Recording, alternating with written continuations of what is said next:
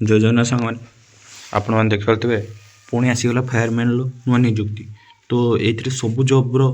notification आसी material assessment तो junior officer assistant आ civil motor driver तो ये सब किसी जब रही है फायरमैन आपने देखिपे 247 पोस्ट देखिए 247 पोस्ट आसी तो यहाँ आपंकर कैटेगोरीज वाइज आसी तो देखिए जनरल पिला 102टी एवं EWS पिला 24टी OBC पिला 66टी एवं SC पिला 37टी ST पिला 18टी टोटाल 247टी आपंकर पोस्ट आसी आपण पाइले ट्रेड्समैन पकई पारे 159 पोस्ट बाहरी तो यही सब पोस्ट रही तो आपण यहाँ एप्लाई भी करें तो या एलिजिबल क्राइटेरिया कौन रही तो देखिपे आपको PDF माध्यम देखीद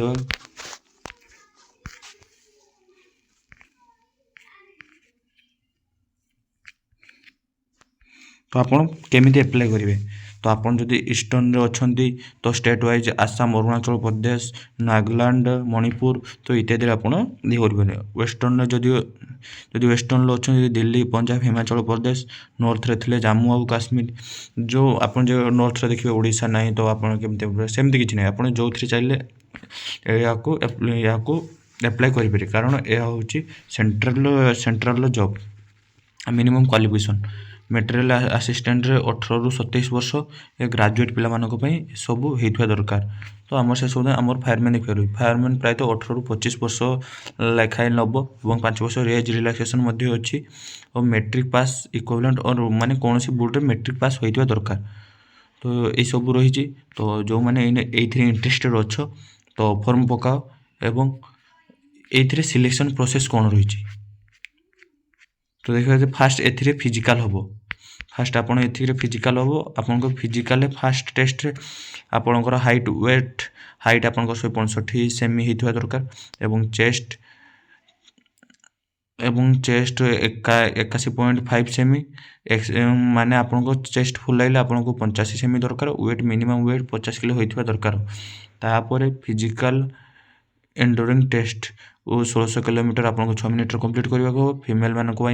8 मिनट 26 सेकेंड तो ये सब किसी रही तो ये एग्जाम फीस केते टंका रही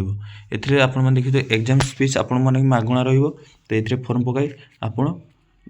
फॉर्म पका तो जल्दी फॉर्म पका तो 21 दिन ये आसी तो फॉर्म पकाई आपड़ चेष्टा करूँ क्वालिफाई करने तो सब्जेक्ट कौन लास्ट सरी रही जाए